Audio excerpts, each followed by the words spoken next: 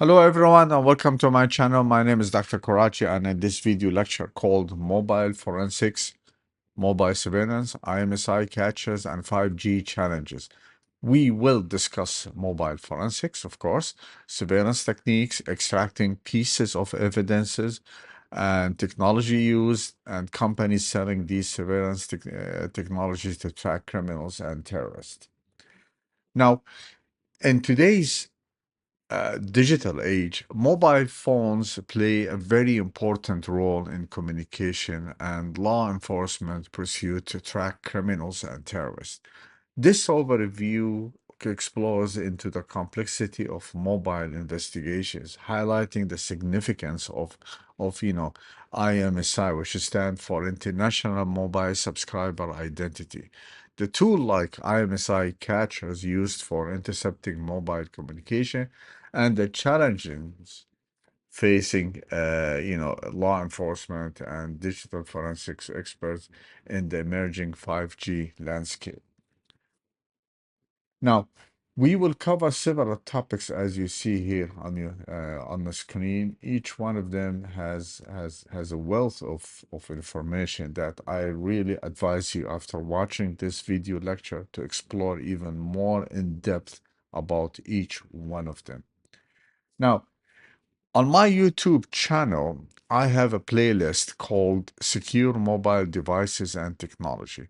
This playlist provides an overview of mobile security covering communication networks, IoT devices, and wireless network security, and much more topics.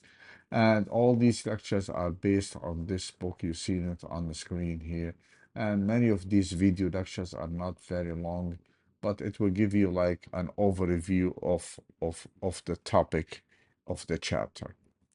Now, the investigation of mobile phones by law enforcement and digital forensics experts is a critical component in a wide range of cases, including like cybercrime, terrorism, and other criminal activities. Mobile devices can contain a wealth of information that can be extremely important for you as a law enforcement or as a digital forensics expert.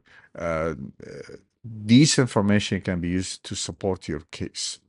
Now, the first question you might ask, what items in the mobile phones needs to be investigated by law enforcement and digital forensics experts here? Now, I'm going to break it down into several categories, and each one of these categories will contain subcategories, which can include purpose, challenges, and tools used here. Now, in the field of device identification, the identification analysis of the mobile devices serve as a fundamental steps for comprehensive investigation. The topics of device investigation, which includes the IME number, the SIM card information, device make and model, each play a critical role in this effort. Now, the IME number uniquely identifies and verifies the device legitimacy. Although, there are challenges like clone numbers can complicate matters. Now, the SIM card information is essential for identifying the subscriber and the service provider, but it is susceptible to SIM swapping attacks. Finally, identifying the device make and model is crucial for selecting the appropriate forensics tools and methods, particularly when custom hardware is involved. Each of these topics has its own set of specialized tools ranging from hardware querying and carrier records to SIM card readers and IMSI catchers to address these unique challenges and purposes. Now, the second thing here is the user authentication.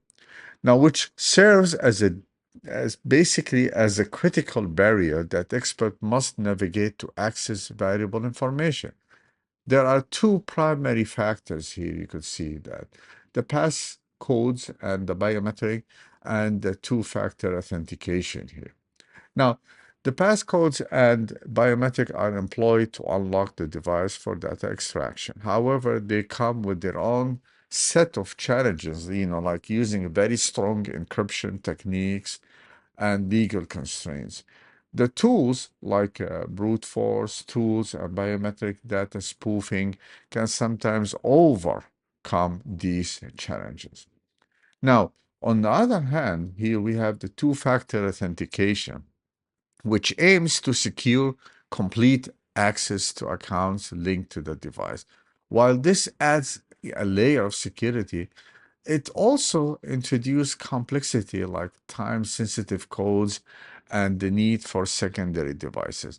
Although tools like SIM cloning and phishing attacks are known to bypass such security measures, each of these components present its own set of difficulties and required specialized tools, and different type of approach in order for you to have a good forensics analysis. Now, communication data serves as a very important repository of evidence that can explain the behavior, relationships, and activities of individuals under investigation. Now, this category is broadly divided into call logs, text messages, and emails. Now, the call logs here are instrumental in establishing communication patterns, although they come with the challenge of potentially missing voice over IP calls. It might not be able to log it. And there are many tools, like you see on the screen, can be used to extract some of this information. Now, text messages, offer both content and metadata of conversation, yet are complicated by the end-to-end encryption and message deletion problems. Now, there are many tools like, you need to access the cloud backup, you need to do database queries for this. The last one is the email. Okay. Email provides a detailed look at the correspondence, and attachments are often, handled by encrypted email services. The fact here, there are a variety of tools are employed to navigate these challenges, including, the one I just mentioned, system database and carrier records for call logs, tools, database queries, get access to the cloud backup for text messages, and of course, you need to have access to the email client database and server logs. One last thing before we move on to the next slide is that the chat application, obviously the purpose is to examine conversation and shared media. The challenges, again, it has to do with the encryption and the self-destructing messages. There are many tools there, there are some application-specific forensics tools, and the cloud data needs to be accessed. Now, location data here is a key asset offering granular insights into an individual's movement and activities here.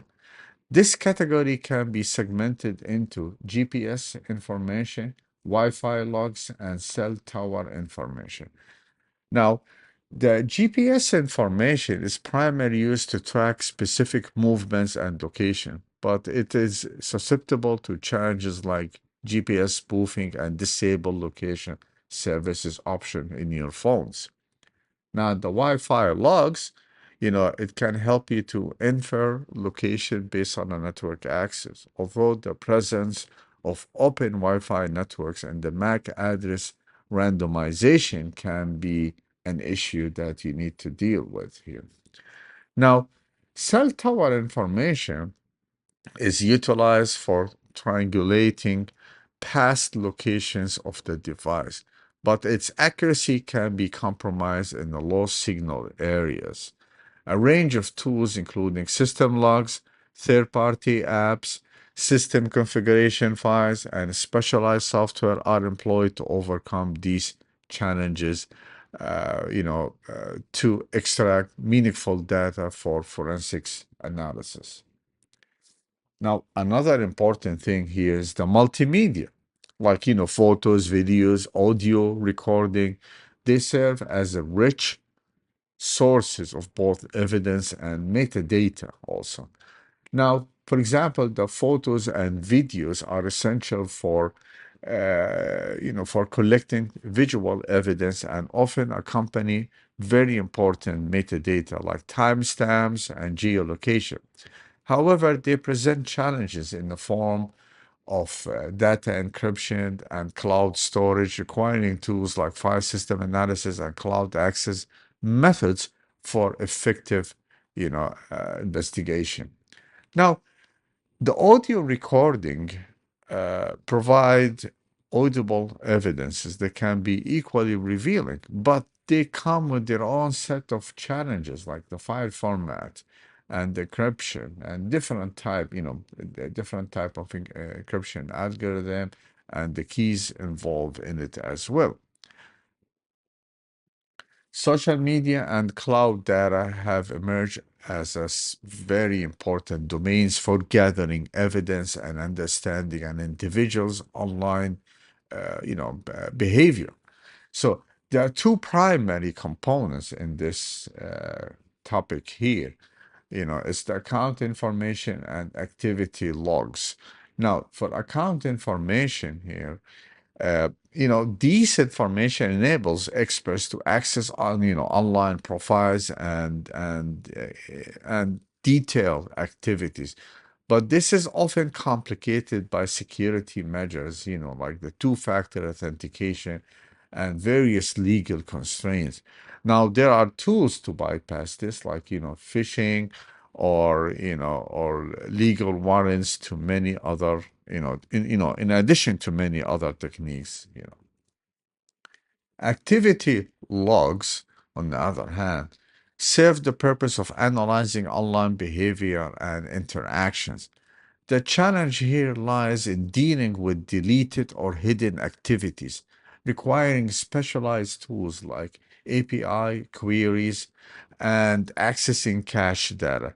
Now, both aspects offer a comprehensive look into the individual's online life, but come with their own unique challenges, and they require special type of tools like here API queries and cache data. You know, if you're able to access it to collect evidence correctly. Application data also is very important because it provides insights into the user activities and preferences. Investigators typically start by listing all installed application here, which can be challenging if in case some of the application are hidden or disguised. You know. Now, on the other hand, we have application-specific data. The aim is to extract data stored within individual applications, a process that might be, hindered by application level encryption. Now, to overcome this, experts may resort to techniques, like reverse engineering and database queries and more. Now, network information also, like Bluetooth pairing and Wi-Fi networks can provide additional information. Now, the Bluetooth pairing here serves the purpose of identifying devices that have been connected to the target device. Although this is often complicated by issues, such as temporary pairing and encryption. Tools like system settings and logs are essential for navigating these challenges. Now, the Wi-Fi networks, on the other hand, helps in identifying the networks as a device, has access. Attacks made complex by the use of randomized MAC addresses. Now, to address this, experts often turn to network configuration files and router logs. Financial information, very important area. This will give you a good idea about the individual's financial activities and can be key in various types of investigations, including fraud and embezzlement cases. Now, for example, the banking app here, are very important for reviewing the financial transactions of the suspect. Yet they present, some issues. Access them, if they have very strong encryption or multi-factor authentication. Now, to counter these challenges, experts often employ tools like memory dumps and cloud backups access. Digital wallets serve also to examine the payment methods and transaction, but are safeguarded by very strong security features like, tokens, the use of tokens. That's an issue. Specialists in the field may use file system analysis and access cloud data through different means to navigate these challenges. System logs and system files and databases. Now, the system files here, it's understanding the operating system and the file system is very important for comprehensive forensics analysis. Operating system updates can affect the available forensics method. Investigators often perform file system checks and examine the boot records to identify any modifications or vulnerabilities that could be exploited to get access to the data. Now, when it comes to system logs and SQLite database, okay, these can provide you a wealth of information. Now, for example, like system logs can provide detailed account of system level activities, although these can be deleted or rotated, you know. And so, tools, you need to have special tools for this to access those logs. On the other hand, SQLite database, okay, these databases are often used to store data and can be queried or, to extract valuable information. Okay, but the biggest problem here we have is the encryption. So, tools like reverse engineering or SQL queries can be helpful for this part. Now, forensics artifacts is another important information for piecing together a detailed account of activities and events. Okay, this category basically focuses on deleted data and timestamps. Like deleted data serves the essential function of recovering information that has been erased, but this task is complicated by challenges like data overwriting and secure deletion methods. Now, to deal with this complexity, experts employ different techniques and specialized softwares for extracting information. Timestamps here, okay, is crucial for establishing timelines of activities, yet their accuracy can be compromised by system clock manipulation. For tackling these challenges, tools like metadata analysis and log correlation are commonly used.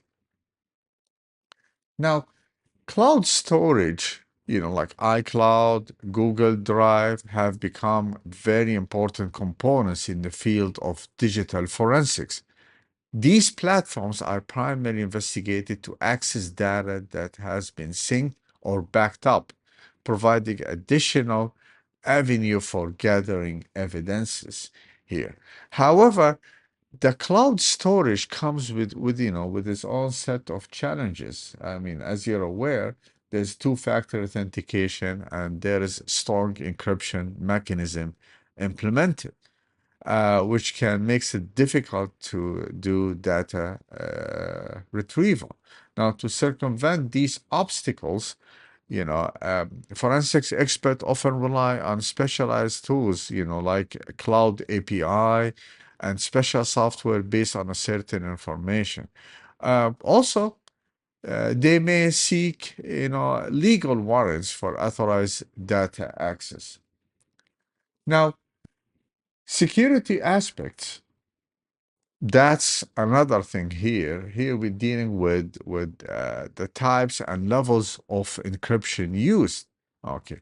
Now, understanding the security aspects is important for a comprehensive evaluation of the device or the network. And it can include the encryption and the VPN usage here. Now, the encryption here serves the purpose of understanding the security measures in place, but is often handled by strong cryptographic algorithm and hardware-based encryption.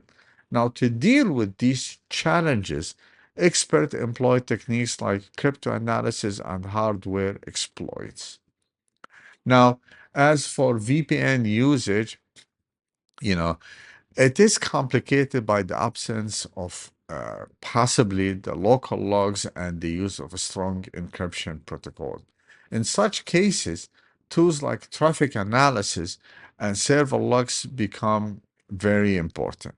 So we we covered a lot of these categories, and each category presents unique challenges and opportunity, requiring a multi-dimensional approach and a deep understanding of the mobile technology and forensics methodology.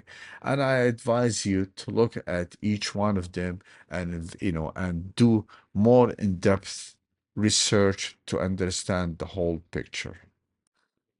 Now, many ask how can law enforcement and digital forensics professional use mobile phones to track and capture pieces of evidences.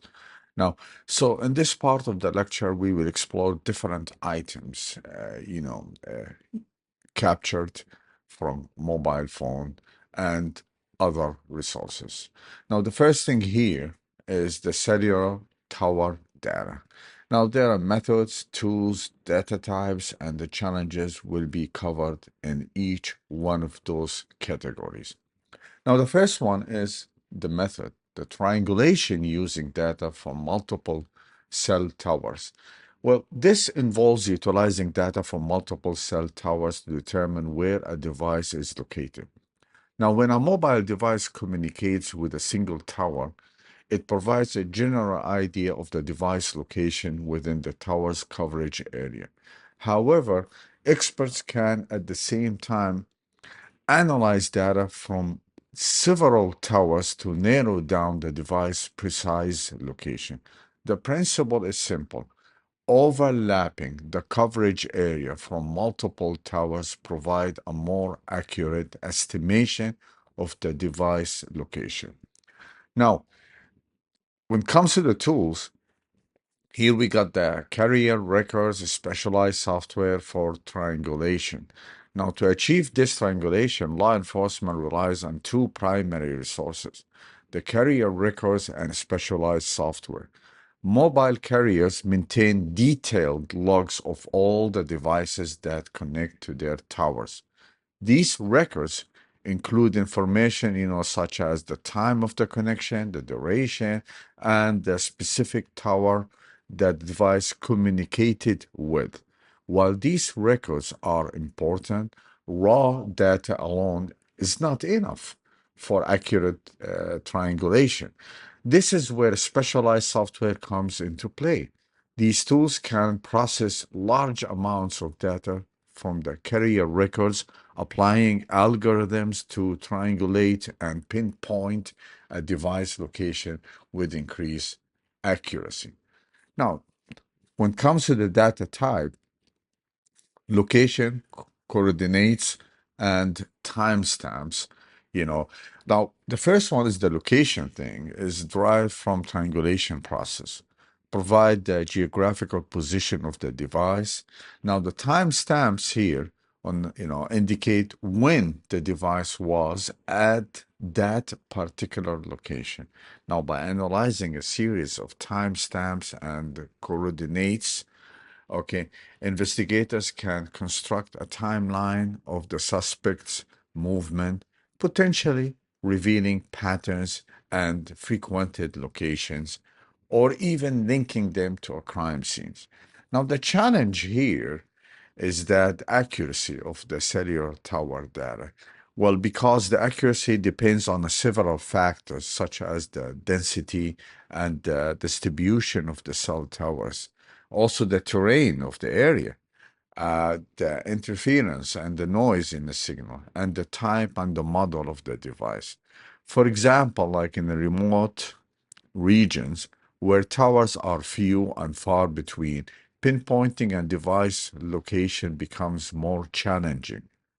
The geographical features like the mountains or large bodies of water can also impact signal propagation and, as a result, the accuracy of the triangulation.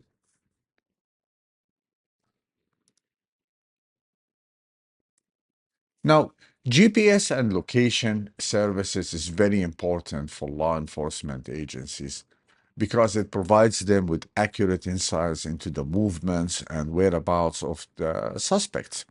Now, accessing accessing the GPS chip, for real time or historical location data are methods. Now, we know that the chips for the GPS in your mobile phone always receiving signals from a network of satellites orbiting the Earth, allowing it to calculate the device precise location. Where real-time data can offer instant information about the suspect's current location. Historical data is equally important. You know, these data allows investigators to reconstruct a suspect's movement over extended periods of time, potentially revealing patterns of behavior, frequented location, or connections to specific events or individuals. Now, when it comes to the tools, the forensic software like Cellbrite, A-GPS data. Now, to access the GPS chip, investigators need to use forensic software, tools like Cellbrite, which can extract and analyze data from various devices. Additionally, some devices they use something called assisted GPS, A-GPS, which is a technology that enhances the accuracy and the speed of GPS in your mobile devices by using data from cellular networks and Wi-Fi. Okay, law enforcement can also obtain the A-GPS data from the service providers as well. Now, data types here, you could see there are, the latitude, altitude, timestamps, and all the stuff over here. These are extracted from the GPS chips, when paired with timestamps, okay, these coordinates provide a comprehensive view of when and where a device, of course, the user, has been. By analyzing this data, investigators can piece together a detailed map of the suspect's movement, allowing them to draw connections between the suspect and the specific locations or events, which can be instrumental in building a case. Now, the challenge here is the GPS spoofing, and in case somebody turn off the location services, and this becomes really, really difficult to gather accurate information. Now, text and call logs. Okay, extracting records of SMS and call logs, basically, like contacts, communication patterns, and intentions, this information will give you a good idea, about the content of the communication, and also provide, details like the timing of interactions and the parties involved, allowing investigators to piece together networks of association and potential criminal activities.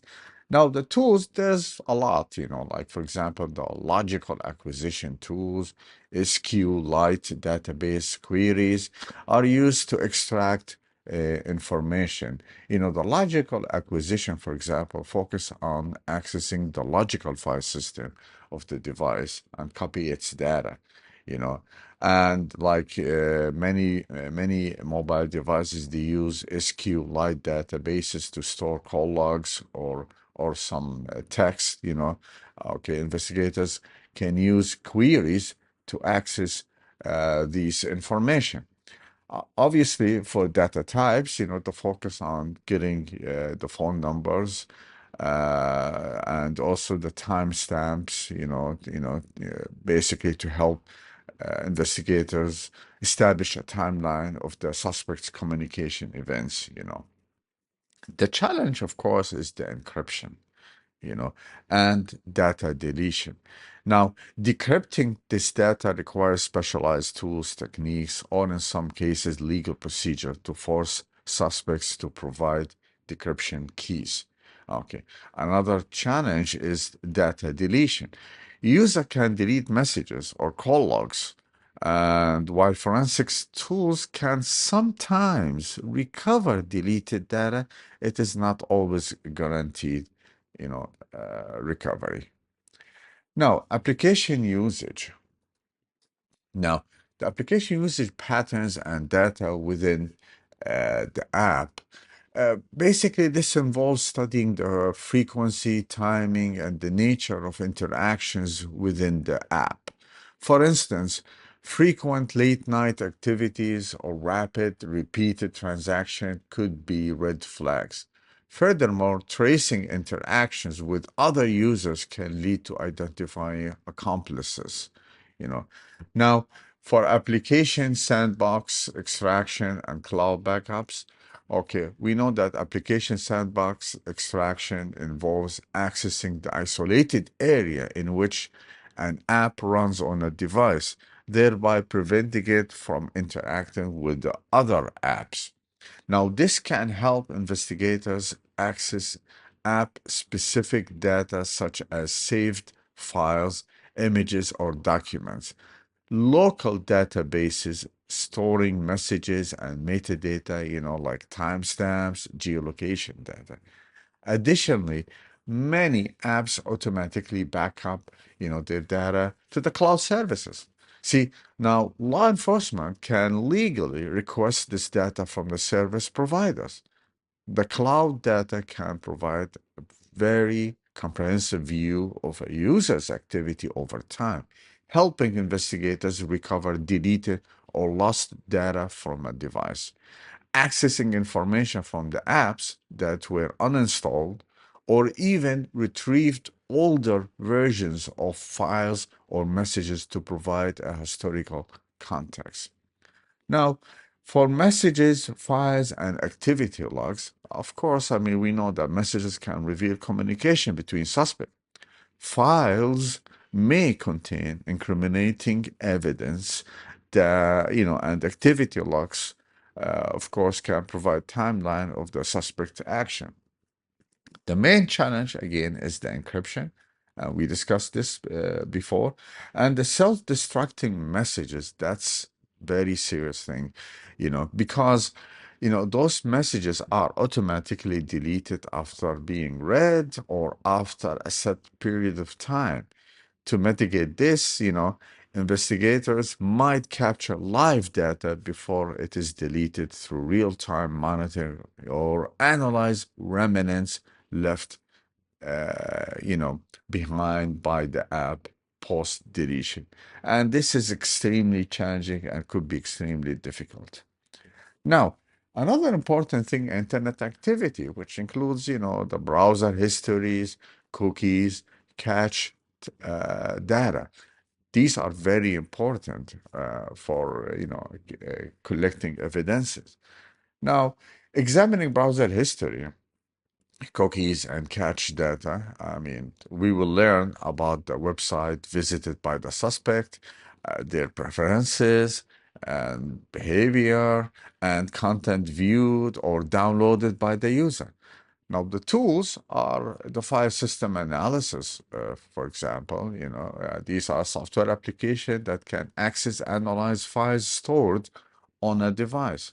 Now, the network traffic capture tools often use in real-time surveillance or specific operation, which can monitor and record all data packets transmitted to or from a device, providing a live view of the suspect's online interaction. Now, obviously, the type of the data we look for is the URLs, and search queries, of course, that can reveal the suspect's interest, intentions, or plans. The timestamps, which provide a context to the suspect's online activities. Now, when coordinate these data, with other evidences, of course, that I discussed before and I will discuss after, investigators can identify patterns, validate alibis, or even directly link suspects to criminal activities. Now, the biggest challenge here is the private browsing modes. These settings basically prevent the browser from storing history, cookies, or cached data on a device. Now, the VPN also another issue here because it masks a user's actual IP address, rerouting their internet traffic through different servers, often in different countries as well. This makes it challenging to determine the actual location or identity of a user, adding another layers of complexity to the investigation here. Now, data recovery, okay, I mean, the focus is retrieving deleted or hidden files. Now, the methods here for recovering deleted files and data, it's basically the focus is on retrieving or recovering evidence that may have been intentionally or accidentally erased by the suspect. Now, the tools, data carving software, physical acquisition tools, the data carving software are, these application can scan the raw data on a device and identify file fragments based on their headers, footers, or structures. Additionally, some deleted data may not be accessible through logical acquisition tools, which can only copy the logical file system of a device. That's it. Investigators can use the physical acquisition tool, which can copy the entire physical memory of a device, including the unallocated space where deleted data may reside. Now, the data type can be any deleted files you can think of, documents, images, videos, or anything, okay, messages, logs, and so on. The challenge is, again, with the secure deletion methods, there are some tools that can securely delete any data beyond recovery and data overwriting as well. Now, SIM card analysis here. Okay, well, we know that SIM is a component of mobile communication. Now, it can contain some crucial information about the subscriber and may contains a record of their activities. Now, extracting data stored on a SIM card, okay, see the focus here on extracting as much as possible data on the card. We know that the amount of stored data is very limited compared to the device internal memory. The information, extracted might include the information about the subscriber, records of sent and received messages, and the list of contacts. Now, by accessing and analyzing this data, investigators can identify patterns of communication, trace networks of association, and even uncover incriminating evidence here. Now, the tools like, you have the SIM card readers, which is basically a hardware device, okay, that it can reach the data from the SIM card, and also the IMSI catcher, which we will discuss it later on. Data types of course, any information can be captured through IMSI, contacts, and SMS. Okay. The challenges here is basically the SIM cloning and SIM lock. SIM cloning is a technique that involves copying the data from one SIM card to another. So, by doing this, you are creating a duplicate that another device can use. Additionally, SIM lock is a feature that prevents the SIM card from being used on another device or network without the code. Now, another important things here, we have the voice over IP and messaging apps. You know, now extracting uh, that voice over IP calls or messages and intercepting. Okay, that's very challenge things. And one of the tools that can be used is the deep pocket inspection, and application specific forensics tools can be used to extract this. Now, deep pocket inspection analyze data packets as they pass a network. By examining these packets, it becomes possible to capture details of the voice over IP calls and messages. Furthermore, app-specific forensics tools have been developed for specific popular messages platform. These tools are designed to extract data from a particular application, making the retrieval process more efficient and comprehensive. Of course, the data types will include call logs, messages, and media files. The challenge here is end-to-end encryption. you know that's what makes it extremely difficult, and also the temporary messaging, which is what I'm referring to. The messages self-destruct after being read or after a preset time. Both of them are very challenging. They leave no trace, making it difficult for professionals to recover them. Now, cellular tracking devices, this will be discussed more later on. But the idea here, devices like sting rays mimic cell towers to intercept mobile phone traffic. They capture the IMSI numbers and can sometimes intercept calls and messages. Now, these tools, the catchers here, are very powerful tools, by the way. Uh, the idea here is to create a false cellular tower, compiling mobile devices nearby to connect to them. By doing so, it allows law enforcement to intercept and monitor their communications and data transmitted by these mobile devices without the device owner's knowledge. Okay, this is going to be our topic, of course, later on. The data type will be like IMSI information and any locations, and of course, one of the challenges thing here will be the legal constraint, limited range, and this can be an issue here.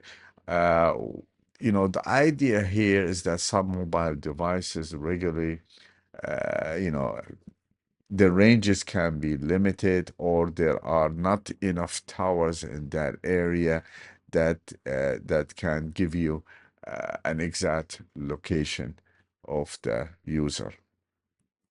Now, pattern analysis, this involves statistical and machine learning algorithms, which is especially the machine learning. We will talk about it later on, to analyze behavior patterns. This could include, call patterns, frequently visited location, or regular times of activity.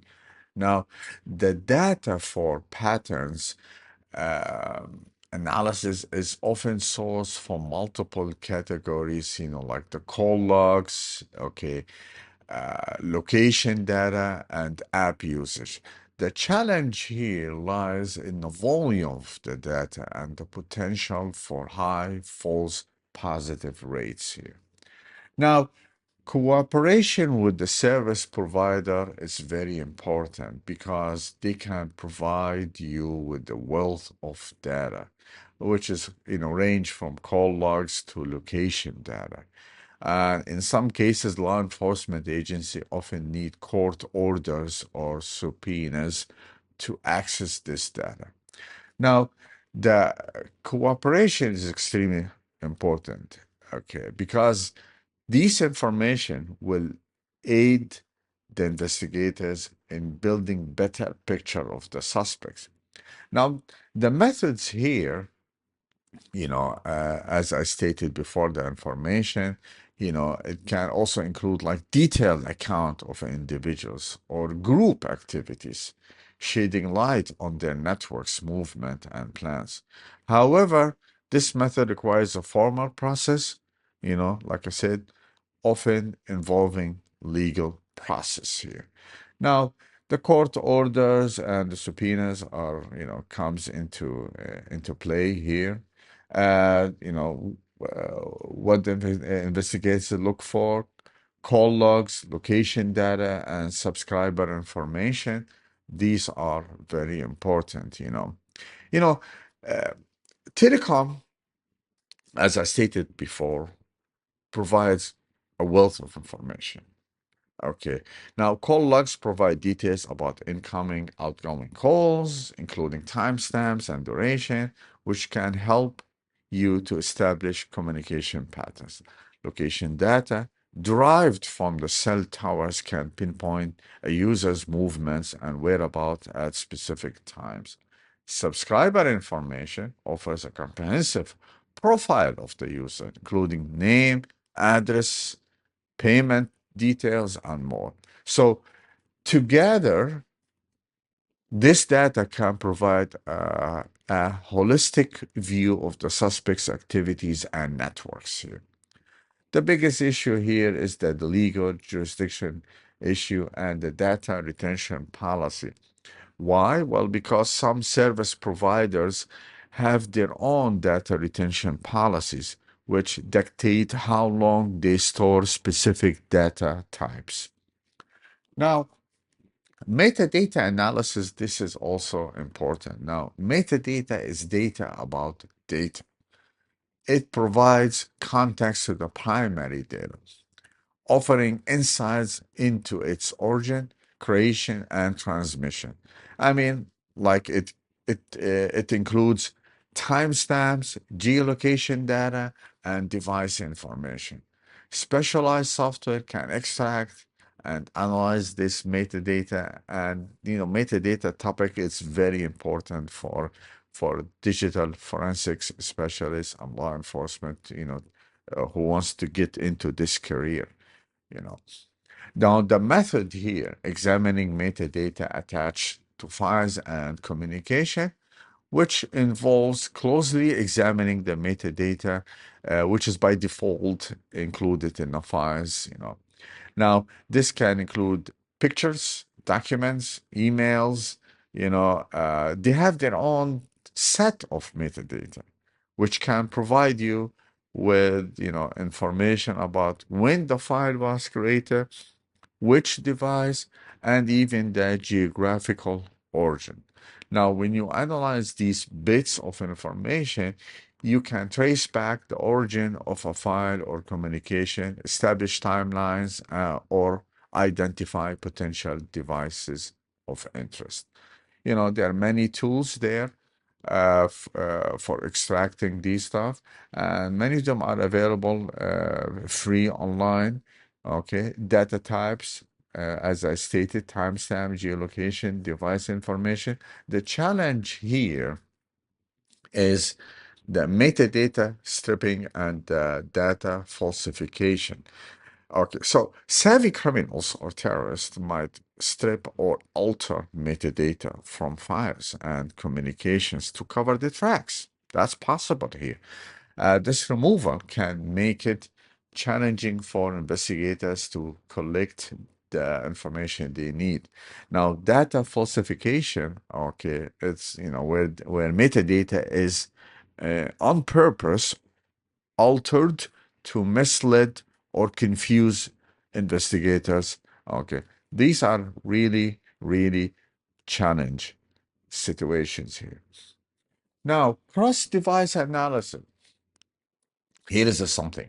Now, we know that many individuals often utilize multiple devices for communication, work, and leisure.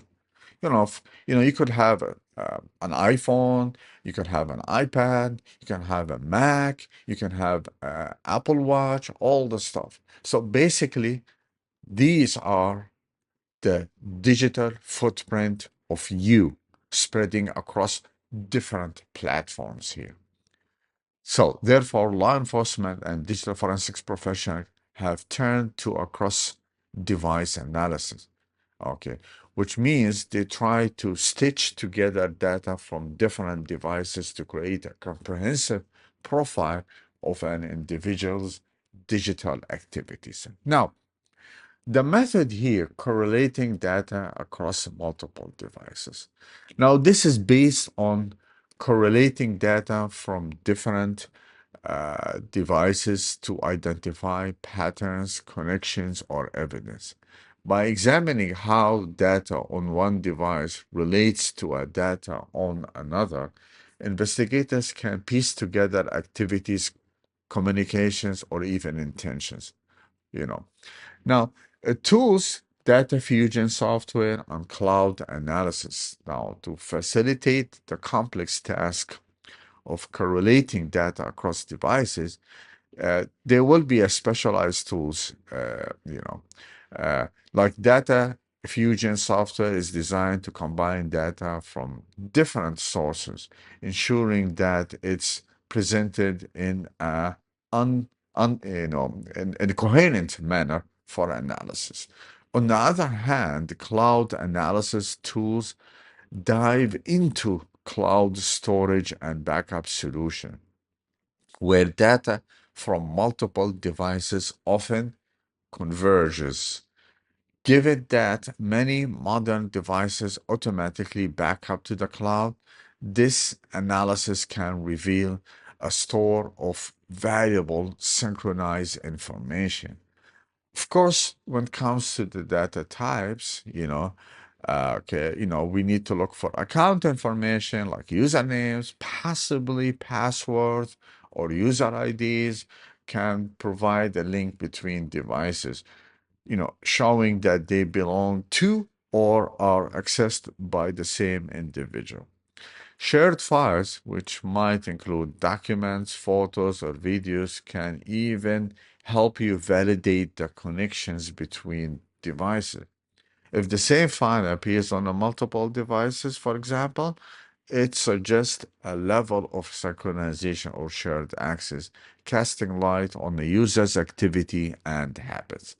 Now, the challenge here, data inconsistency and encryption, Okay.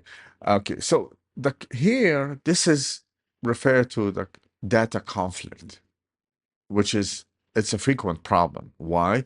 Well, given that devices might operate on different software versions or platform or setting. For example, you updated this application in your iPhone, but you did not update the application on your iPad, you know so okay, and also in some cases, like some data might appear in varied formats or structure, complicating the analysis. Okay, now finally, for social engineering emerges as a unique and powerful tool in the hands of the law enforcement. Social engineering focuses on exploiting the human element, manipulating individuals into exposing confidential information or performing specific action. Okay, the method here in manipulating individuals to disclose information, you try to persuade, the individual into sharing information, often without even, having them realizing what they're doing here. I mean, of course, this involves creating a sense of trust, urgency, or fear, compiling the individual to act in a manner that they normally would not. By doing so, investigators can gain access to critical data, or other information. Tools like pre-texting and phishing also, these are can be used, like for example, sending deceptive emails or messages that appear to come from legitimate source. These messages aim to trick the recipient into providing sensitive information, or worse, clicking on malicious links. Now, data types, of course, we look for password, personal information here, social security numbers, addresses, bank account details. I mean, why? Well, to aid in further investigations or building a profile of the target. Okay, with this information, basically, you will have a deeper insights into the activities and networks of individuals. Okay. The challenge can be risk of exposure. I mean, if the target realizes that they are being manipulated, it can compromise the entire investigation. You know, so we covered many techniques for tracking criminals. However, just remember that each of these methods we covered comes with its own set of technical and legal challenges here. We have discussed many methods and techniques. Now it's time to become familiar with what type of applications law enforcement uses. The first one is, by the way, I broke it down into several categories. The first one is the forensic software suite. The first company is called Cellbrite UFED. The UFED stands for Universal Forensics Extraction Device, which is a product series of the Israeli company. It is used for extraction, analysis, and reporting of data from mobile devices by law enforcement agency. It basically allows you to extract everything in the system from a wide range of devices and operating system, including iOS, Android, even portable GPS devices and replica devices with Chinese chipset. It is all-in-one mobile forensic solution with logical and physical extraction capabilities and advanced analysis tools. It supports over 2,500 mobile devices and can dive deeper into the phone's memory than many other available mobile forensic solutions. It allows it to deliver very important pieces of evidence, regardless of whether data has been, deleted or hidden from the mobile phone memory. Now, it is also one of the first forensics extraction device to do a physical memory chip extraction.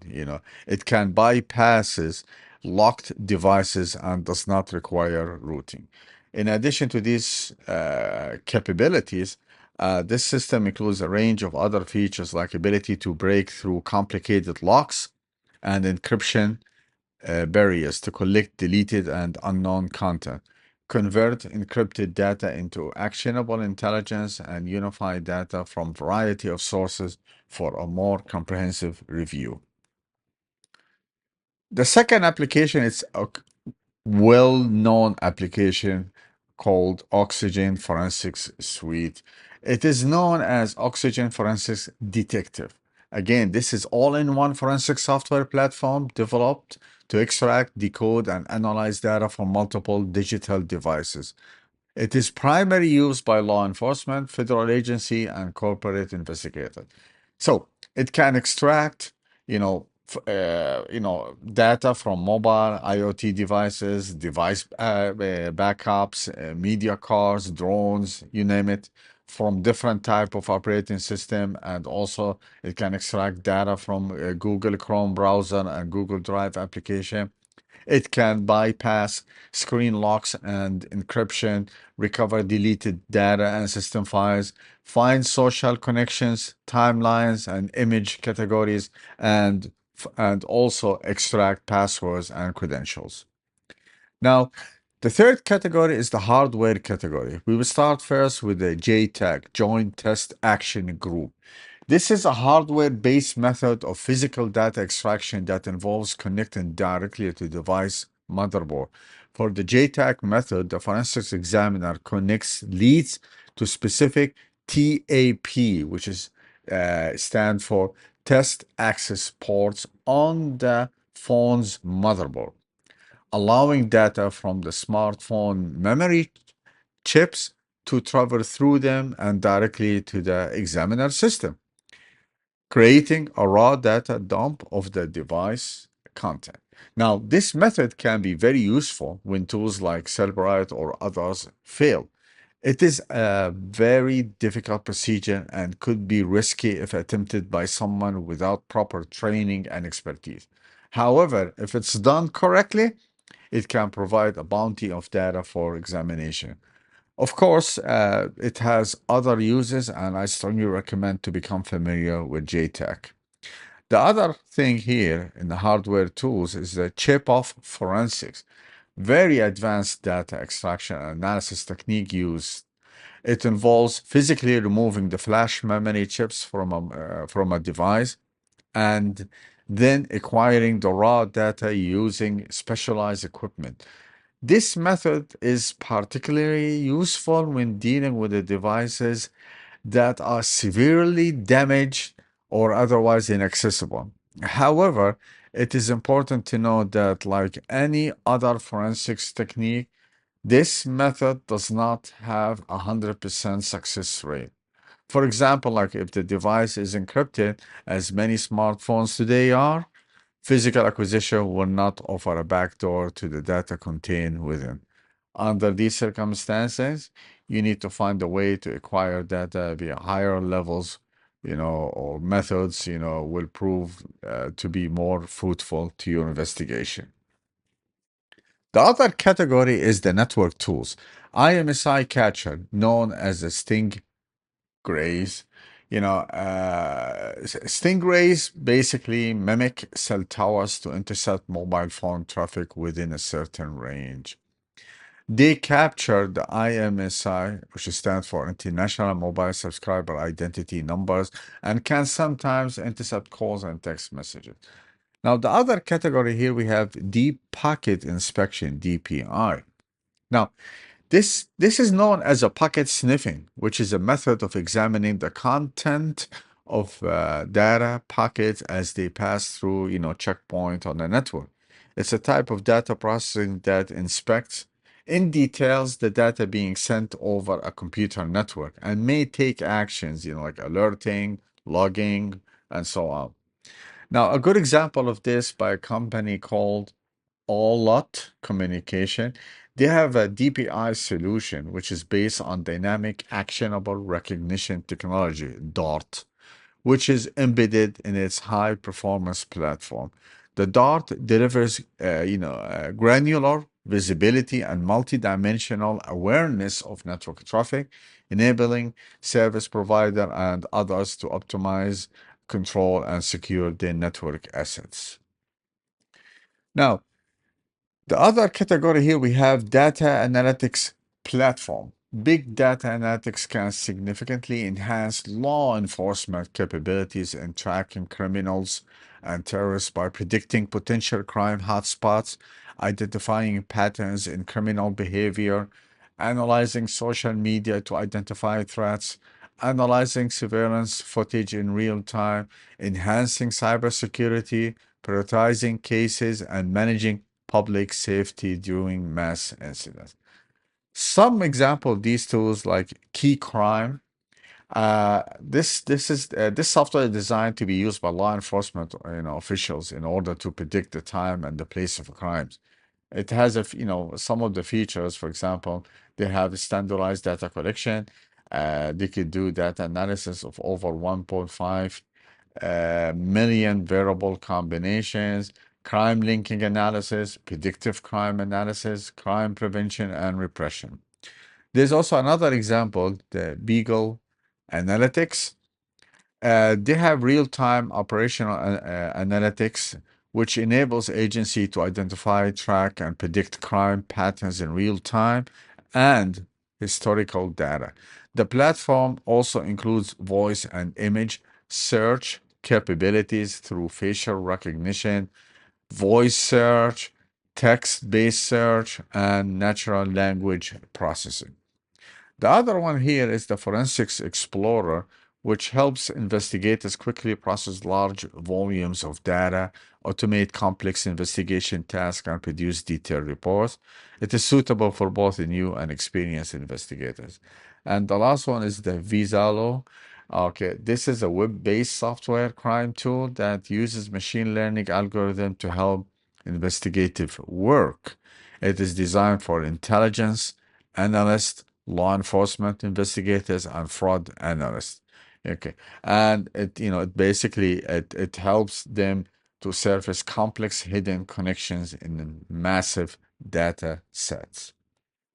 Now, machine learning uses big data analytics for to process and to get better results. Now, the machine learning law enforcement agency utilize ML algorithms in various capacities to detect criminals and terrorist activities. They employ predictive policing to forecast potential crime hotspots based on historical data. Also, the facial recognition system, powered by ML, to scan and match faces from surveillance footage against known databases. Again, also, we have the social media is monitored to detect potential threats, and natural language processing interrupts suspicious communication. So here we could see that the machine learning is involved in many aspects of cybersecurity and digital forensics. Also, uh, machine learning aids in identifying unusual financial transactions, possibly indicating illegal activities. It can also detect specific objects or activities in surveillance footage, integrate data from diverse sources for comprehensive threat profiling, and flag anomalies in behavior patterns. Additionally, ML analyzes network to uncover connections between individuals that uses automatic license plate recognition to track vehicles as an example. There's also another example. You see, the gunshot detection system that uses also machine learning to automatically detect and locate the source of gunfire or gunshot-like sounds. These systems typically work by using a network of audio sensor placed around the city or a specific area. Now, for example, like when a gunshot is fired, the sound it produces is picked up by multiple sensors. Now, each sensor records the time it took for the sound to reach it using the differences in arrival times at each sensor. Now, the system can then triangulate the location of the gunshot. Now, this system also uses ML algorithm to analyze the sound and determine whether it was indeed a gunshot or not. This involves extracting features from the audio data and comparing them to a database of known gunshot sounds. Also, the system can even distinguish between different types of firearms based on their unique, type of sound signature. One example of this system is called the Eagle gunshot detection system, which collects critical information needed for shooting and alert first responders within seconds. Now, the cloud forensics tools, the first company here called Ilcom Soft Cloud Explorer. This one specializes in extracting data from Google accounts. It can access wide range of data types, including your location history, your files, your documents, your contacts, Hangouts messages, Google Keep notes, Chrome browsing history, search history, and page, and calendars, images, and much more. Now, this tool, the ECX tool, okay, by this company, can bypass Google's password and two-factor authentication protection by extracting the binary authentication tokens from the user's computer. Now, this application, like I said, it can bypass this.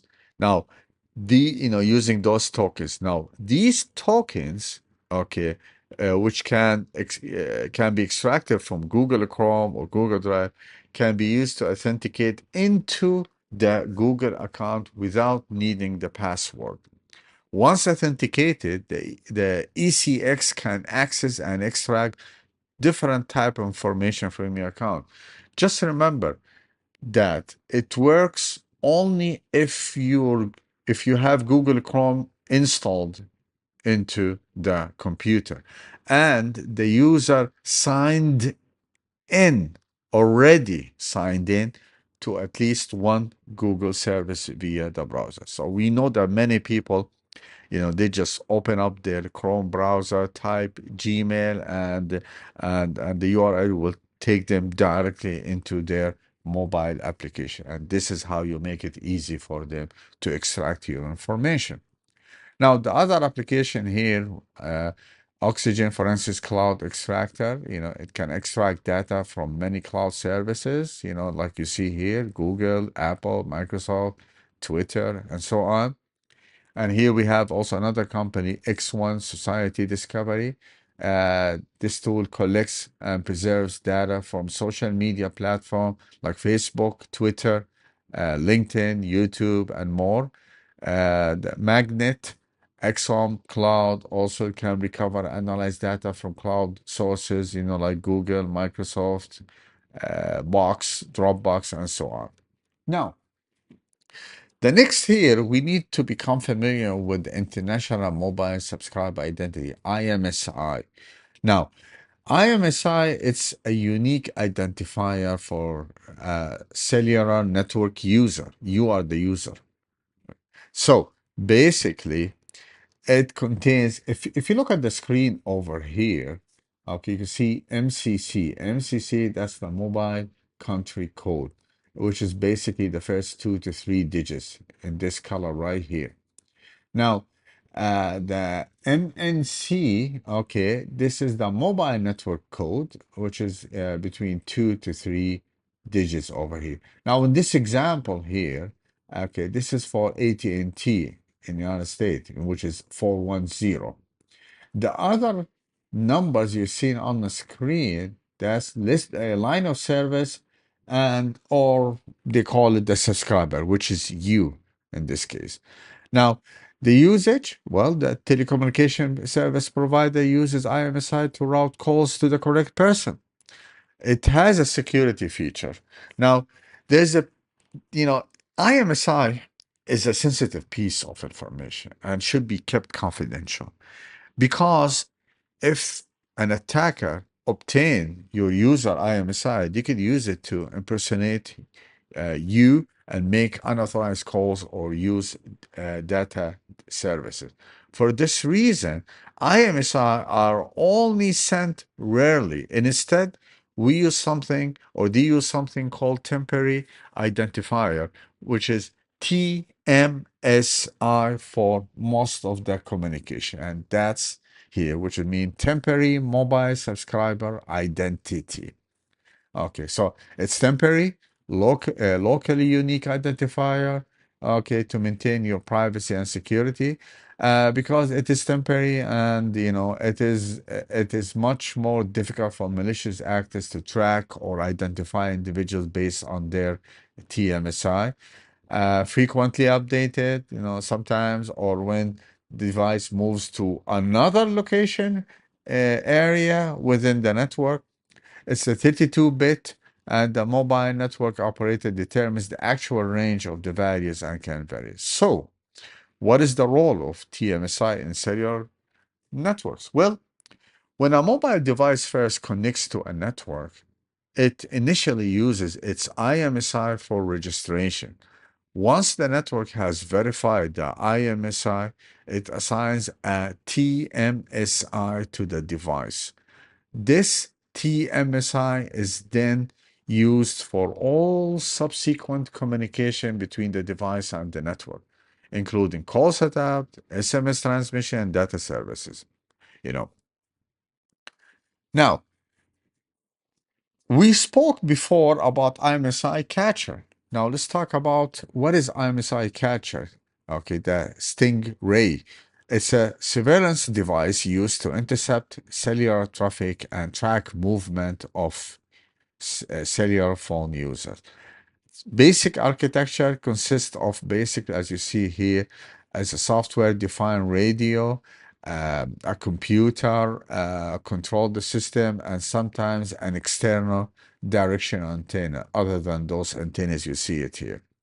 The software-defined radio mimics a legitimate cell tower, effectively tricking nearby mobile phones into connecting to it instead of the legitimate cell tower, which this is how it works. It, like I said, it's mimicking a cell tower. Okay. Now, an MSI catcher works by imitating the behavior of a cell phone tower, which tricks nearby mobile devices into connecting to it. This process involves jamming existing cellular networks and spoofing signals to mimic a legitimate cell tower, as you could see here. Now, which in this case, if it mimic a cell tower, it will be able to intercept the information coming out from the suspect to the tower, and it will be able to capture SMS messages, call logs, location data, and other information about you. Now, it is also important to mention that in certain scenarios here, uh, IMSI catcher can be used to block communication entirely, rendering mobile devices in a specific area unable to make or receive calls or use data. Why? Well, for example, like if there's certain operation to prevent terrorist communications and planning, or the police are rushing into to stop a remote detonation from of an explosive device. Okay, also limit live broadcasting. Well, for example, like in hostage situations or terror attacks, attackers might attempt to broadcast their actions live to gain media attention or spread propaganda. In other situations, law enforcement wants to control information flow. For example, like in sensitive operations, there might be a need to control the flow of information to the public. Why? Well, to avoid panic or misinformation or interference with ongoing intelligence operation at this moment. Now, the question is, how do I protect myself from these? Well, first of all, you need to use encrypted communication application. One of the best example is Signal. I would recommend Signal over WhatsApp, because they encrypt your communication in such a way that even someone intercepted data will not be able to decipher it. Especially like if you use, if you want to make sensitive phone calls, uh, you know. Now, use IMSI catcher detection application. They are designed to detect anomalies in cellular networks, which can tells you if there is IMSI catcher. A good example of this, the First Point Mobile Guard, which provides unique military-grade capability to detect IMSI catchers and prevent man-in-the-middle attacks, as you could see here. This is type of man-in-the-middle attack. Okay, now it integrates directly into the cellular network to provide real-time security for mobile devices. It continuously monitors network traffic for anomalies or signs of malicious activity like IMSI catcher attacks. Now, using advanced algorithms, it detects and neutralizes threats automatically, often without requiring any action from the user. And here you could see there's also other companies, they provide a solution like this. Now, be careful in high risk areas. Like if you know that there is IMSI catcher deployed in certain areas, like government buildings, protest sites, or international borders, like if you are attending a protest, consider leaving your primary phone at home and using a burner phone. VPN, it's a great solution as well because it encrypts all your internet traffic, making it difficult for IMSI catcher to intercept your data. Now, before accessing certain information, connect to a trusted one, VPN, well-known trusted company. Now, turn off your mobile or use airplane mode. Once you do that, okay, I mean, this is the most foolproof way to avoid IMSI catchers. Be skeptical of public Wi-Fi, because IMSI catcher can also intercept data over Wi-Fi. Okay, if you need to use public networks, use VPN. Now, here are some cases. The first case that they use IMSI catcher Operation Crew Cut in UK. It was used as a part of Operation Crew Cut to tackle gang-related crimes and youth violence. The operation led to multiple arrests and was considered successful in utilizing technology for law enforcement purposes. Another example, counterterrorism operation in the U.S. There are specific details are often classified. However, these devices have been deployed to track and apprehend individuals linked to terrorist organization. Of course, drug trafficking, like in different type of countries, okay, being used to intercept communication between cartel members. Law enforcement agency have been able to seize large quantities of drugs and make significant arrests. The other also application, uses or cases, it's a human trafficking cases, not only in Europe, also in different countries. They used it to break up human trafficking rings. The technology helped in locating and rescuing victims and apprehending traffickers. Now, we cannot conclude this video lecture without talking about the 5G challenges. Indeed, this is a complicated topic, but I did my best to summarize a few things to help you understand the challenges faced by the law enforcement. The fact is, the introduction of 5G network presented several challenges for law enforcement agency in using, IMSI catchers. Now, for example, the 5G SIM encryption, it encrypts it with a private key, making it impossible for those catchers to intercept and read IMSI in plain text. We have also another issue, 5G network slicing. Now, because the 5G network can be divided into multiple virtual networks with different security and performance requirements, the MSI catcher may be unable to access or identify the network slice carrying the target traffic.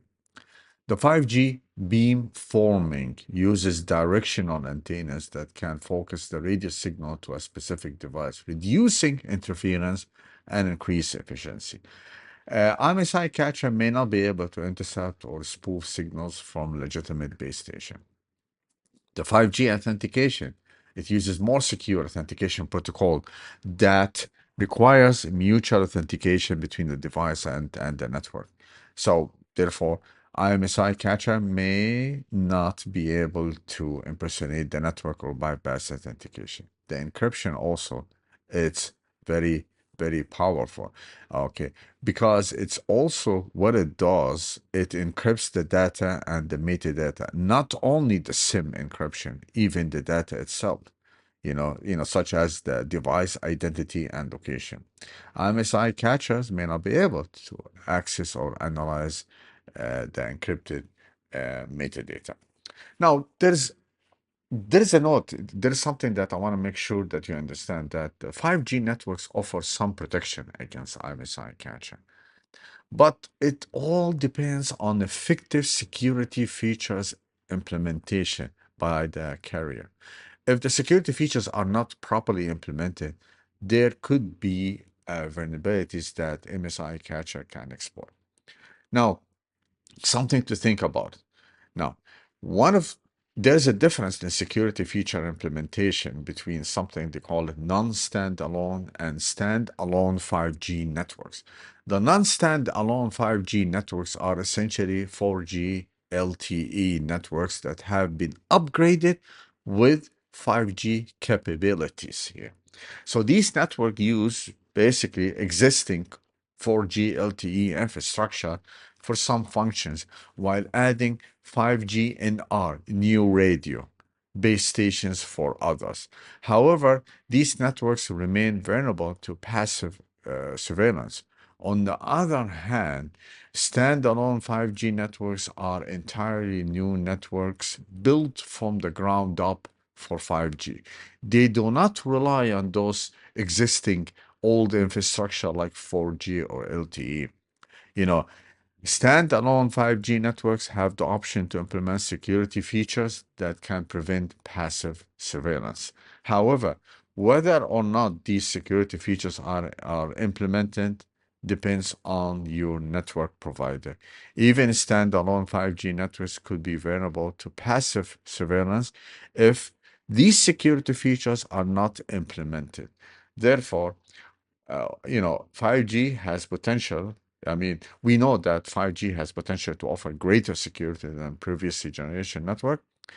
If its effectiveness, again, in preventing surveillance depends on how the network providers implemented it. This is very important to remember. Now, the second part, which companies they sell 5G IMSI catcher to law enforcement agency? Okay, Cell Antennas is a US-based company specializing in developing and manufacturing IMSI catcher. They call it CA Stinger 5G. X Surveillance is a UK-based company that offers a wide range of surveillance equipment, including IMSI catcher. Currently, right now, they're selling 5G add-on devices. However, in April 2023, this company announced that it was developing a new standalone 5G IMSI catcher. The company claims that the new device will be more powerful and easier to use than its existing add-on device. Now, there's a lot of things happening right now. A lot of information there are confidential, but however, work is in progress. One last note that due to the nature of these products, they are typically only sold to law enforcement, military, and intelligence entities within federal, state, or local government.